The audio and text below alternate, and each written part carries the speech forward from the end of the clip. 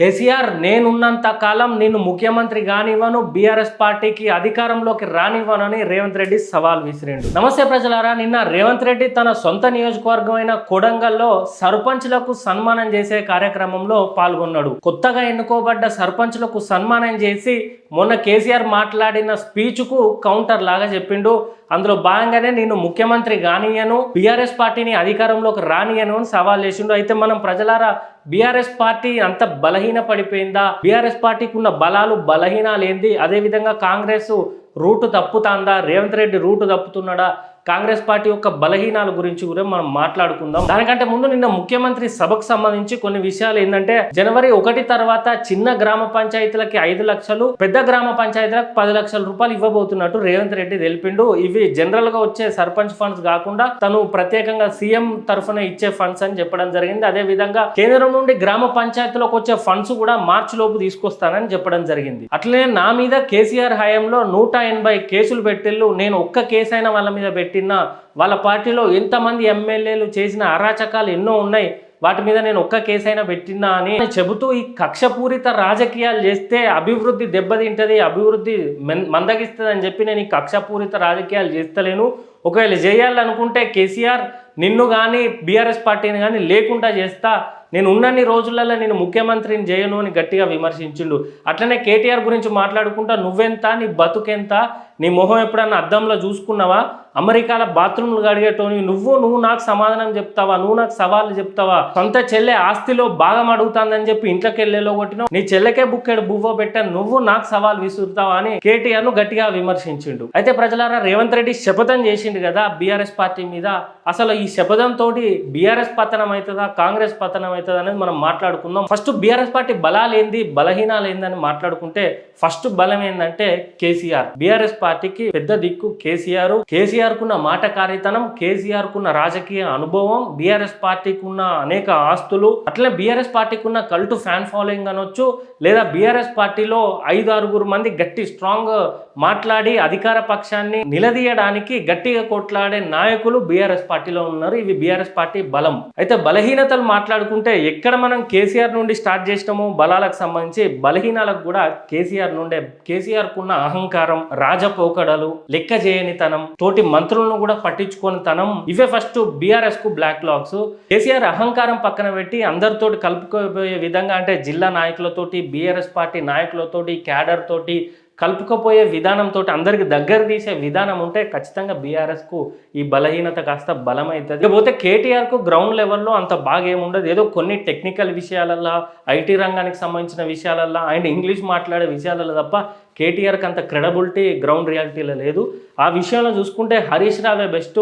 ఎందుకంటే రైతులకు సంబంధించిన ఇష్యూస్ అయినా, ఇరిగేషన్ డిపార్ట్మెంట్కి సంబంధించిన ఇష్యూస్ అయినా, పేద ప్రజలకు సంబంధించిన సానుభూతి ముచ్చట్లైనా హరీష్ రావు బాగా హ్యాండిల్ చేయగలుగుతాడు, మంచి మేనేజ్ చేయగలుగుతాడు. కాబట్టి హరీష్ రావు కొంచెం. అయితే ఇంకో ముఖ్యమైన బలహీనత ఏంటంటే కల్వకుంట్ల కవిత ఇంట్లో లొల్లు పెట్టుకొని బయటకు వచ్చి ఆ బీఆర్ఎస్ పార్టీ గురించి, బీఆర్ఎస్ పార్టీలో ఉన్న మాజీ మంత్రుల గురించి, వాళ్ళు చేసిన అవినీతి గురించి బయటకు వచ్చి చెప్తా ఉంటే, జనరల్గా ప్రజలు ఏ రాజకీయ నాయకులు తిట్టుకున్న, అవినీతి ఆరోపణలు చేసుకున్నా పట్టించుకోరు. కానీ సొంత ఇంట్లో పుట్టి ఒకటే రక్తం తోడబుట్టిన కవిత బయటకు వచ్చి మరి బీఆర్ఎస్ పార్టీ అవినీతి పార్టీ, బీఆర్ఎస్ ఉన్న అందరూ అవినీతి చేసిళ్ళు అన్న విధంగా ప్రెస్ మీట్లు పెట్టి చెప్తుండడం తోటి ఖచ్చితంగా ప్రజలు కవిత చెప్పే విషయాలను నమ్ముతారు. అందుకే బీఆర్ఎస్ గ్రాఫ్ ఇంకొంచెం డౌన్ ఫాల్ అవుతుంది కల్వకుంట్ల కవిత చేయబట్టి. అయితే బీఆర్ఎస్ ఓట్ పర్సెంటేజ్ చూసుకున్నా కూడా 2018లో 46% ఉన్న ఓట్ పర్సెంటేజ్ 2023లో 37% వచ్చింది. అంటే కాంగ్రెస్ది 39% తోటి గెలిచింది. జస్ట్ హార్డ్లీ 2% డిఫరెన్స్ తోటే కాంగ్రెస్ గెలిచింది. అట్లానే బీఆర్ఎస్ పార్టీ ఇది 2% కదా అని లైట్ తీసుకునే విషయం కూడా కాదు. ఎందుకంటే 10%, ఆల్మోస్ట్ 10% తగ్గింది కాబట్టి దాని మీద కూడా దృష్టి పెట్టాలి. అసలు రాజకీయ పార్టీ అంటే ఎలక్షన్లకు సంబంధించి గెలుపు ఓటంలే.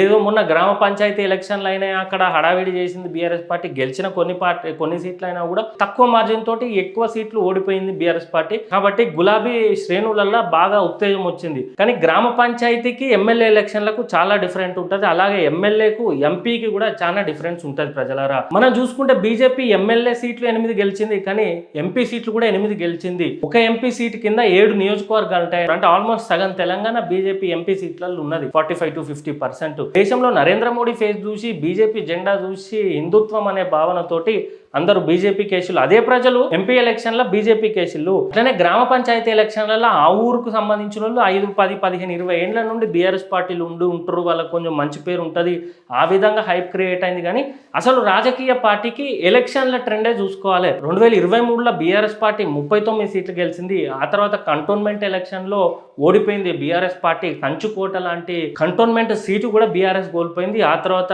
ఎంపీ ఎలక్షన్లలో గుండు సున్నా వచ్చింది, ఒక్కటి కూడా రాకపోవడం చాలా దురదృష్టకరం. ఆ తర్వాత మొన్న జూబ్లీ హిల్స్ ఎలక్షన్ చూసుకుంటే అక్కడ కూడా ఓడిపోయింది. బట్ బీఆర్ఎస్ పార్టీకి సంబంధించిన ఎలక్షన్ ట్రెండ్ ప్రజలు మ్యాండేట్ ఇచ్చే దగ్గర డౌన్ ట్రెండ్ లోనే ఉంది. అట్లనే బీఆర్ఎస్ మొత్తం పతనం అయిపోద్దా, బీఆర్ఎస్ పార్టీ లేకుండా పోద్దా అంటే కాదు ప్రజలారా. కోట్లలో ఉన్నాయి వాళ్ళ ఆస్తులు. రాజకీయ పార్టీ నడవాలంటే ఫస్ట్ డబ్బే కావాలా, డబ్బు ఫుల్గా ఉంది బీఆర్ఎస్ పార్టీ దగ్గర.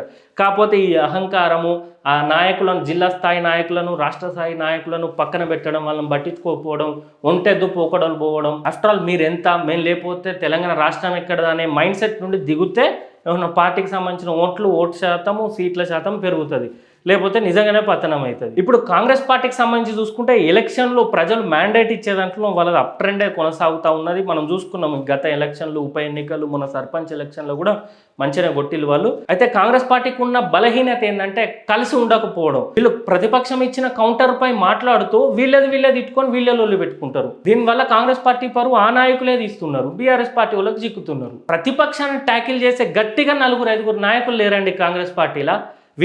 ఒకవేళ వీళ్ళు చేసిన మంచి పనులు అని అనుకుంటే ఆ మంచి పనులను గట్టిగా ప్రజలకు తీసుకుపోయే నాయకత్వం లేదు కాంగ్రెస్ పార్టీలో. మీరు ఫర్ ఎగ్జాంపుల్ చూసుకోండి, కొండ సురేఖ అయినా, కొమటిరెడ్డి వెంకటరెడ్డి అయినా, రాజగోపాల్ రెడ్డి అయినా, పొంగులేటి శ్రీనివాస్ రెడ్డి అయినా, అనిరుద్ రెడ్డి అయినా, వీళ్ళందరూ ఏదో మాట్లాడదామని పోతారు, ఉన్న ఆయనతో కాంగ్రెస్ పార్టీ ఇజ్జతే ఇస్తారు. కరెక్ట్ కమ్యూనికేషన్ లేక, కరెక్ట్ అందరి మధ్యలో సమన్వయం లేక కాంగ్రెస్ పార్టీ పరువు కాంగ్రెస్ పార్టీ తీసుకుంటుంది. అది వాళ్ళ మెయిన్ బలహీనం. ఇక ఇండివిజువల్గా రేవంత్ రెడ్డి ముచ్చట చూసుకున్నట్టయితే, రేవంత్ రెడ్డి పీసీసీ ప్రెసిడెంట్ ఉన్నప్పటి నుండి గ్రాఫ్ పెరుగుతూనే ఉన్నది. కానీ ఈ మధ్య రేవంత్ రెడ్డి స్వయాన తప్పులు చేస్తున్నాడు.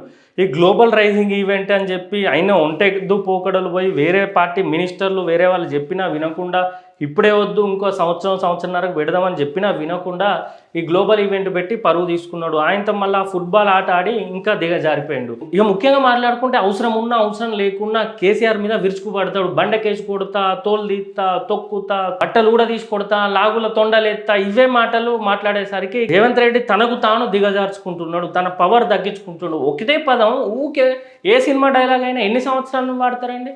పుష్ప తగ్గేదేలే అనేది ఒక 2 నెలలు 3 నెలలు ఆ ట్రెండ్ ఉన్నంత వరకు వాడతారు. ఆ తర్వాత వాడరు. రాజకీయాల్లో కూడా ఒకటే మనిషిని పట్టుకొని సంపుతా బండకేసి కొడతా, ఇవే మాటలు మాట్లాడితే కాంగ్రెస్ పార్టీ వాళ్ళు మీ రోజు స్టేటస్లు పెట్టుకుంటారు. మీ రేవంత్ రెడ్డి మాట్లాడినా, ఇటు కేసీఆర్ మాట్లాడితే బీఆర్ఎస్ నాయకులు, ఇటు ఈయన మాట్లాడే కాంగ్రెస్ వాళ్ళు నీదేమని పెట్టుకుంటారు? బండకేసి కొడతాం, సంపుతాం అంటే మొత్తం ఇవన్నీ హత్య రాజకీయాల సైడ్ దారి తీస్తున్నది. అట్లే రేవంత్ రెడ్డి కూడా పార్టీ మినిస్టర్లను, నాయకులను కంట్రోల్లో పెట్టి ఏదైనా స్టేట్మెంట్ ఇవ్వాల్సి వచ్చినప్పుడు, కౌంటర్ ఇవ్వాల్సి వచ్చినప్పుడు అందరికీ ఇది ఒకటే అని దిశానిర్దేశం చేస్తే ఆ విధంగా ప్రజలకు పోతుంది, బీఆర్ఎస్ పార్టీ వాళ్ళకు అది తాకుతుంది. అంతేగాని ఎవరు పడితే వాళ్ళు ఇష్టం వచ్చినట్టు కౌంటర్లు ఇచ్చి అది కాంగ్రెస్ పార్టీనే కూలగొట్టేటట్టు చేస్తే మాత్రం కాంగ్రెస్ పార్టీని 2028లో ఎవరు పట్టించుకోరుగా. అయితే ఈ పతనాలు పంతాల గురించి పక్కకు పెడితే ఇక 29వ తారీఖు అసెంబ్లీ స్టార్ట్ అవుతుంది. అంటే జనవరి 1st వీక్లో అసెంబ్లీ నడిచే సూచనలు ఉన్నాయి. అయితే రేవంత్ రెడ్డి నిన్న మాట్లాడిన సభలో కేసీఆర్ 4గురితో పార్టీ ఆఫీస్లో మీటింగ్ పెట్టుకొని గాడిదలాగా ఒర్రుడు కాదు, నీకు దమ్ముంటే అసెంబ్లీకి రా, నువ్వు ఎన్ని రోజులు అసెంబ్లీ నడపంటే అన్ని రోజులు నడుపుకుందాం, నువ్వు ఏ టాపిక్ మీద చర్చిద్దామంటే ఆ టాపిక్ మీద చర్చిద్దాం, నీళ్ళ మీద మాట్లాడుకుందాం, నియామకాల మీద మాట్లాడుకుందాం, నిధుల మీద మాట్లాడుకుందాం, ప్రాజెక్టుల మీద మాట్లాడుకుందాం, నువ్వు అసెంబ్లీకి రా అని మంచి ఇన్విటేషన్ ఇచ్చిండు. కానీ కేసీఆర్ వస్తాడా రాడా, లేకపోతే వచ్చి 1 రోజు 2 రోజుల నుండి బైకాట్ చేసి వేస్ట్ ప్రభుత్వాన్ని ప్రెస్ మీట్ ఇచ్చి పోతాడా, ప్రజల సమస్యలు నిజంగా Palamuru Rangareddy lift irrigation scheme గురించి ఏమైనా మాట్లాడతాడా, ఆంధ్ర ప్రజలు కృష్ణానది జలాలను ఎత్తుకుపోయే విషయాల గురించి మాట్లాడతాడా అనేది మనం వేచి చూడాలి ప్రజలారా. ఇప్పటికైనా ప్రజల సొమ్ముతో నడిచే అసెంబ్లీలో ఏమైనా ప్రొడక్టివ్ విషయాలు జరిగి రాష్ట్రానికి ఏమైనా అభివృద్ధి జరిగే విధంగా ఏమైనా ఉపయోగపడే చర్చలు, డెసిషన్లు తీసుకోవాలని కోరుకుంటూ జై తెలంగాణ, జై వీఆర్.